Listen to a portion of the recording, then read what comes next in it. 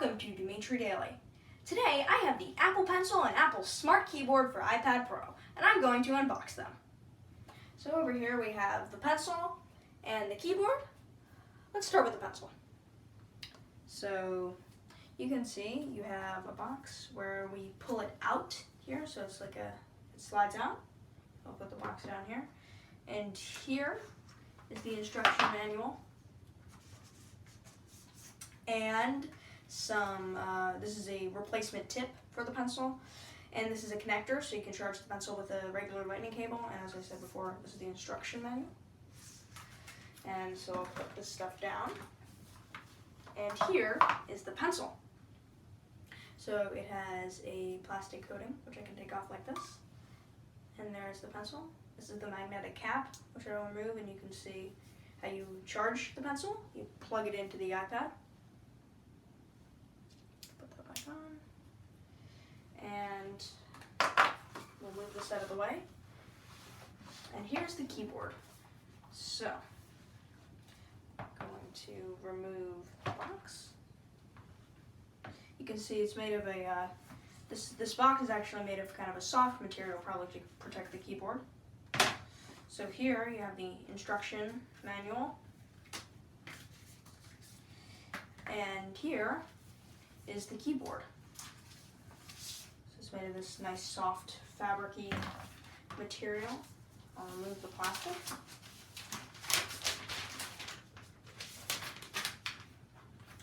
And when I unfold it, there's a piece of protective plastic here, and you reach the keyboard.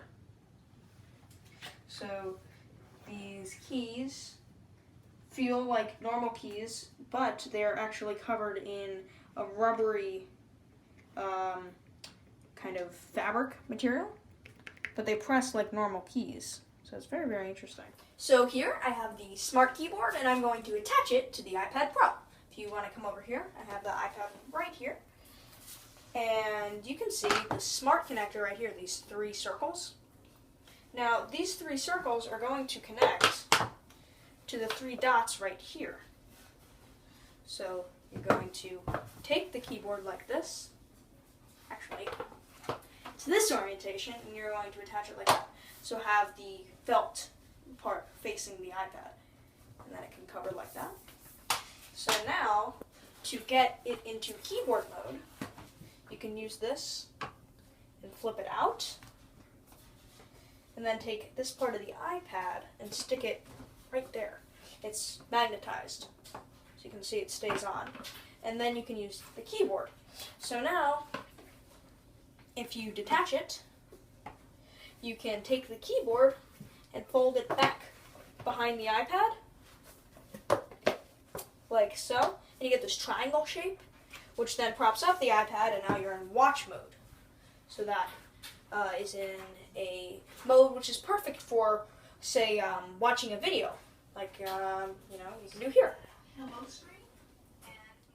Alright, so now I'm going to show you what it's like to type with the Smart Keyboard. So if you come on over here, you can see I have the iPad with the keyboard attached, and I can just, unlock it with Touch ID. And here you have the normal keyboard, and when you attach it to the Smart Keyboard, you still get the top bar, but the keyboard goes away. So this has all the stuff you need, like your suggestions and your drawing features and all that stuff. And so you can type here like you would a keyboard on a computer. And this feels like a normal laptop keyboard, but it's covered in this fabric-like material, which causes it to be completely waterproof. So it totally covers it, and it makes it a little bit different compared to typing on a normal keyboard. And there's also this great feature that you do have on computers you don't typically have on an iPad. you can just hold down the command button to see all your options you have. You have all these awesome shortcuts. So holding down command tells you which shortcuts you can use, and here's some ones that are great in notes. Like you can use command B to go into bold mode. Actually, if you do it twice, like I just did, that takes it off of bold mode. But here now I can type in bold, which is great. And you can also use Command N to start a new note. And you can even use this one, which is Command Shift H, which brings you to the home screen no matter where you are and which app you're in. And a great one in the home screen, because there are a few that you can use in the home screen, like these. You can use Command Tab to go through to some apps that you've recently used. Like, for example, Notes. Overall, I love the product, and I think it's a great addition to the iPad Pro, but you do just have to be careful because it's not very durable. In fact, I already have a little cut on the inside fabric here, and obviously if you get one on the keyboard, that could stop some of the keys from working, and that could be a big issue. You also have to be careful of when you're picking up the iPad that you hold on to both the keyboard and the iPad, otherwise the keyboard can just fall off because the magnet isn't very strong.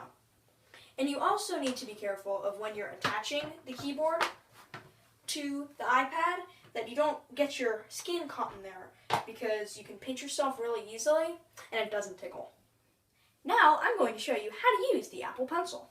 I like to keep it in the case, or the box, the packaging, because otherwise you can lose it pretty easily, and it's just a great place to store it. You know, it has this nice slot to keep the pencil in, and you just won't lose it this way.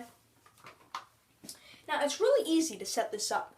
You just take the cap off, and you have your lightning connector here, and this just plugs directly into the iPad Pro, and you will get an alert, hopefully. So I'll plug it in and we'll see what happens. There we go. So in a few moments we should get an alert that says, it's a pairing alert right here. Bluetooth pairing request, your Apple Pencil would like to pair with iPad. Alright, so I'll hit pair. And now we can use the Apple Pencil. Like so. Now to check your battery life on your Apple Pencil, you can go right here. And you can see Apple Pencil battery in the battery section. If it stops working, and it randomly just stops drawing, just check that. If it's not there, that means it's dead. Just plug it in here. Now, if you don't want to plug it into the iPad, there's a little adapter in here to plug it into a normal lightning cord. Okay, now I'm going to show you what it's like to draw with the Apple Pencil. Over here, I have my iPad, which obviously is what we'll be doing the drawing on. And I don't know if you are already aware of this, but you can only use the Apple Pencil with the iPad Pro. So you can see this is Notes, the drawing part of Notes. You have 3 options for your drawing utensil. You have a thin marker, a chisel tip marker, and a pencil. There's a ruler so that you can draw straight lines, and you also have an eraser. Now, there are, tons of different color options in here, and I'm just going to go with just a simple blue here. And you can draw like you would normally draw, and it is really pressure sensitive.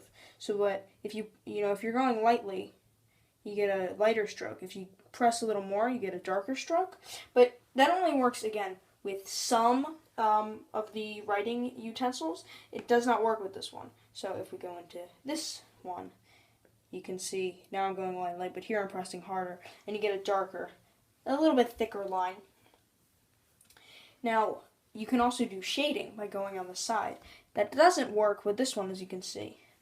But with the chisel tip, you can get some really thick shading. You can see like this.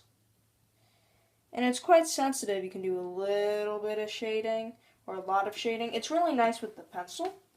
You can see it really looks like a pencil, and if you press harder, and obviously be careful not to damage the screen.